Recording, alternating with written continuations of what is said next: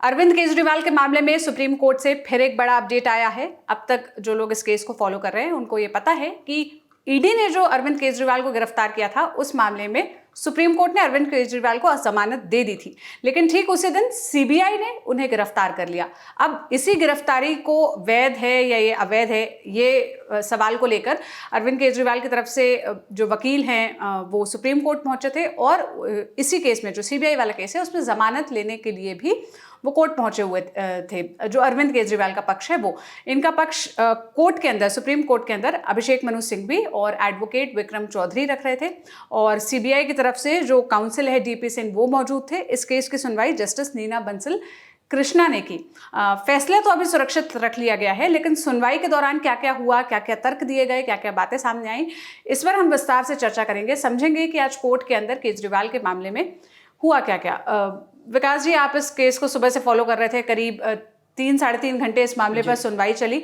Opening remark जो अरविंद केजरीवाल की तरफ से दिया गया, जो तर्क अभिषेक मनु सिंह भी रख रहे थे, वो पहले यही जो हमने फॉलो किया वो यही है कि वो टाइमिंग पर सवाल उठा रहे थे। वो ये कह रहे थे कि आप देखिए कब सुप्रीम कोर्ट ने ईडी के मामले में केजरीवाल को जमानत दी और कब सीबीआई उनको गिरफ्तार करने पहुंची।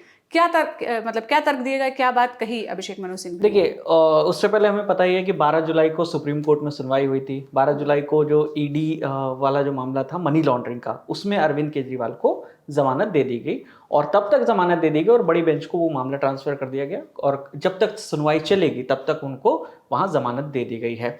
अब चूंकि जो दिल्ली शराब घोटाला जिस केस की बात है उसके कथित शराब घोटाला, दो पहलू हैं।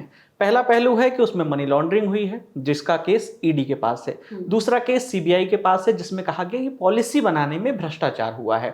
तो ईडी वाले केस में जमानत मिल चुकी है और जो सीबीआई वाला केस है उसको लेकर ये मामला आज दिल्ली हाईकोर्ट में चल रहा था।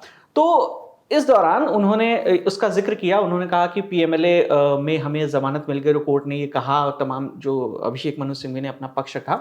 इस दौरान अभिषेक मनु सिंघवी ने एक बात ये भी कही कि आप उस चीज़ को देखिए कि अरविंद केजरीवाल एक मामले से उन्हें बेल मिलती है और दूसरे मामले में सीबीआई उन्हें अरेस्ट कर लेती है। बिल्कुल ऐसा ही हमने अखबारों में पढ़ा था जब पाकिस्तान के पूर्व प्रधानमंत्री इमरान खान को जो है जैसे ही एक मामले में बेल मिली और उनको अरेस्ट कर लिया गया। बाय हुक और बाय क्रुक ये शब्द का इस्तेमाल किया गया। 3 दिन बाद, मतलब इमरान खान को बेल मिली थी और फिर 3 दिन बाद वापस उनको दूसरे मामले, उनका कहना था कि जेल से निकल रहे हैं, उनको जेल में वापस डालने की तैयारी है। और उन्होंने कहा वो पाकिस्तान में हुआ लेकिन हिंदुस्तान में ये ऐसा नहीं हो सकता।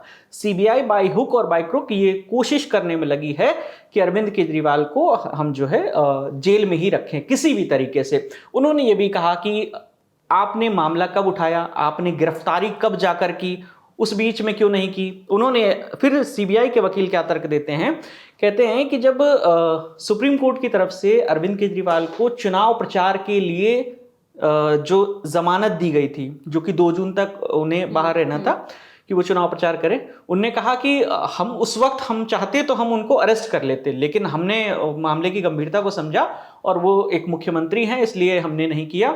और शुरुआत से ही चूंकि वो एक मुख्यमंत्री हैं तो हमने सीधे उन पर नहीं जाकर और जो उनके अधीनस्थ लोग थे उनसे बातचीत की और जब हमें ये मुकम्मल हो गया पूरी तरीके से कि इनका इन्वॉल्वमेंट है, इनसे पूछताछ की जरूरत है, तब हम इनको लेकर आए हैं। और अभिषेक मनु सिंघवी की तरफ से ये भी तर्क दिया गया कोर्ट के अंदर कि आप टाइमिंग देखिए, मतलब सीबीआई ने ये केस किया था 2 साल पहले।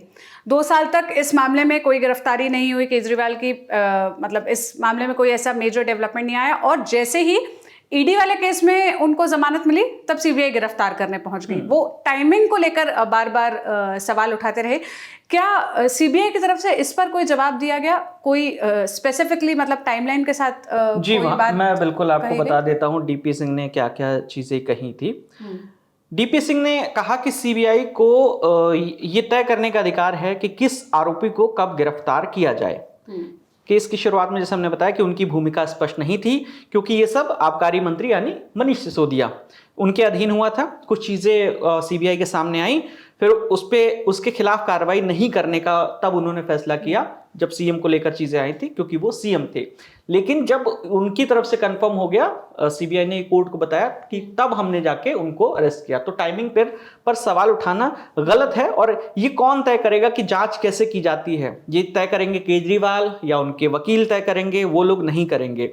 उन्होंने कहा 9 घंटे तक पूछताछ चली, रिकॉर्डिंग हुई हर चीज की, स्टेटमेंट पे जो चीज लिखी गई उस पे अरविंद केजरीवाल के दस्तखत लिए गए, उन्होंने उस पर करेक्शन भी कराया कि मेरा कहने का मतलब ये नहीं था, ये नहीं था, उन तमाम चीज़ों को उन्होंने। और जबकि सीबीआई के दफ्तर के बाहर बड़ी तादाद में आम आदमी के कार्यकर्ता जो है प्रदर्शन कर रहे थे, उस दौरान हमने उनसे पूछताछ की। ये सीबीआई ने जो बोला। ठीक है। क्या जज की तरफ से भी कोई रिमार्क आया, कोई टिप्पणी की गई, या बस उन्होंने फैसला सुरक्षित रखा है अभी? हाँ, इसमें जस्टिस नीना ने क्या कहा वो मैं आपको बता देता हूँ। जस्टिस नीना ने कहा, जस्टिस नीना बंसल कृष्णा इनका पूरा नाम है, सिंगल बेंच की सुनवाई कर रही थी ना। हाँ, बात चल रही थी वहाँ बेसिकली जो ईडी वाला मामला था, पीएमएलए के तहत जो गिरफ्तारी अरविंद केजरीवाल की हुई थी, तो बार बार चर्चा में ही आ रहा था। तो उन्होंने कहा था कि ये मामला पीएमएलए का नहीं है। उन्होंने धारा 41 और 41A का आधार वहां पे दिया कि कैसे उन्होंने 19 के तहत गिरफ्तार किया और 41 के तहत जमानत मिल गई। तो उन्होंने कहा कि आप इस केस को इस पर सीमित रखिए, जो भ्रष्टाचार का मामला है। आप ईडी वाला केस वो दूसरा केस है, तो इस बेंच में मतलब उसको क्लब मत करिए, क्लब मत करिए। हाँ, उसके तर्क को आप यहाँ पर मत करिए। अभिषेक मनु सिंघवी ये भी तर्क दे रहे थे विकास की, यहाँ पर अरविंद केजरीवाल के मामले को देखा जाए तो आर्टिकल 21 का भी वायलेशन हो रहा है। मतलब ऐसा कैसे पॉसिबल है, जो कार्रवाई सीबीआई की तरफ से हो रही है, आप बेसिक राइट्स का भी वायलेशन कर रहे हो। तो मतलब एंड आते आते क्या कंक्लूजन निकला, मोटा माटी हम क्या समझे, जस्ट क्या था आज की सुनवाई का? जस्ट कुल मिलाकर ये था, वो ये क्लेम कर रहे थे अरविंद केजरीवाल के वकील जो अभिषेक मनु सिंघवी है, उनका ये कहना था कि ये जो पूरी गिरफ्तारी है, उन्होंने उस गिरफ्तारी पर ही सवाल उठाया कि ये इलीगल है गिरफ्तारी। तो जब ये वाला मामला उठा कि इलीगल है, तो सीबीआई की तरफ से भी कहा गया कि अगर इलीगल है तो ऑटोमेटिकली जमानत मिल जाएगी, लेकिन अगर इलीगल नहीं है तो बेल के लिए आपको अलग से अप्लाई करना पड़ेगा। तो वही पक्ष उन्होंने रखा। तो मतलब अभी चुनौती उन्होंने ये दी है, उन्होंने कहा है कि ये गिरफ्तारी अवैध है जो इन्होंने की है। जिस तरीके से इन्होंने हमें नोटिस नहीं दिया, इन्होंने जेल में जाके पूछताछ कर ली और अचानक से कोर्ट में आके और गिरफ्तारी ले ली, इसको ये भी नोटिस देना पड़ता है। केजरीवाल की तरफ से ये भी तर्क आ रहे थे अरविंद केजरीवाल के वकीलों के कि आपको अगर पूछताछ ही करनी थी तो आप जेल के अंदर आकर कर लेते, मतलब अरेस्ट की क्या जरूरत थी? तो उनका कहना है कि जब ईडी ने हिरासत में ले रखा था, मतलब ईडी ने जब उनको जेल भेजा था, आप जाके पूछताछ कर लेते, बहुत सिंपल था। आपने नोटिस नहीं दिया, तो फिर उन्होंने कानूनों का हवाला दिया कि उन्होंने कहा कि किस कानून के तहत हम जाके पूछताछ कर सकते हैं, ये हमारे अधिकार क्षेत्र में आता है। तो इस पे काफी लंबी बहस हुई। उनका ये कहना है कि ये गिरफ्तारी अवैध है, और अवैध है तो बेल ऑटोमेटिकली मिल ही जाएगी। उनका कहना है कि आप पहले ये साबित करिए कि गिरफ्तारी अवैध है। तो इस पर जो पूरी चर्चा हुई, तो उन्होंने कहा कि हमें अब वक्त चाहिए। बेंच ने कहा हमें 7-8 दिन का वक्त चाहिए और हम इसको पूरा देखेंगे, इस पूरे मामले को, और हम फैसला रिजर्व कर ले। और हम जुलाई की जो तारीख दी है, जुलाई की कौन सी तारीख है, 29 जुलाई को उन्होंने कहा कि हम सुनवाई करेंगे। अब आगे इस मामले में जो भी अपडेट आएगा हम आप तक पहुंचाएंगे। हमारी कोशिश थी कि आज की जो भी कोर्ट की प्रोसीडिंग्स है उसको ज़रा आसान भाषा में और उसके जो मोटा माटी पॉइंट्स हैं जो दोनों ही तरफ से दिए गए वो आपके सामने पेश किया जाए। एक पॉइंट और चलते चलते बता देते हैं कि उन्होंने कहा कि जमानत का वो विरोध क्यों कर रहे थे। कि उन्होंने कहा कि जब इन्हें पहले जमानत मिली थी तो इन्होंने सबूतों को के साथ छेड़छाड़ करने की, गवाहों को इन्फ्लुएंस करने की और अपने पद का दुरुपयोग करके ये तमाम चीजें करने की कोशिश की। ये सीबीआई का पक्ष। सीबीआई ने कहा कि पंजाब में हमें इस पॉलिसी से रिलेटेड कुछ अधिकारियों से बात करनी थी, तो वहां हमें परमिशन नहीं दी गई, और यहाँ पर भी बहुत इन्होंने इन्फ्लुएंस किया, तो इसलिए इनको जमानत नहीं दी जानी चाहिए। ये वाला पॉइंट भी जो है पूछताछ के दौरान उठा था, सीबीआई ने दिया, तर्क दिया। तो ये आज की सुनवाई का लब्बो-लुआब था। मेरे साथी विकास थे जो आज की सुनवाई लगातार फॉलो कर रहे थे। उन्होंने आसान भाषा में आप तक सारे तर्क पहुंचाए जो दोनों ही तरफ से दिए गए। आप इस मसले पर क्या राय रखते हैं, सीबीआई के तर्कों पर और अरविंद केजरीवाल की तरफ से उनके वकीलों ने जो तर्क दिए उस पर? आप हमें कमेंट में अपनी राय ज़रूर बताइएगा। मेरा नाम सोनल है। देश और दुनिया की तमाम खबरों के लिए आप लल्लन टॉप देखते रहिए। शुक्रिया।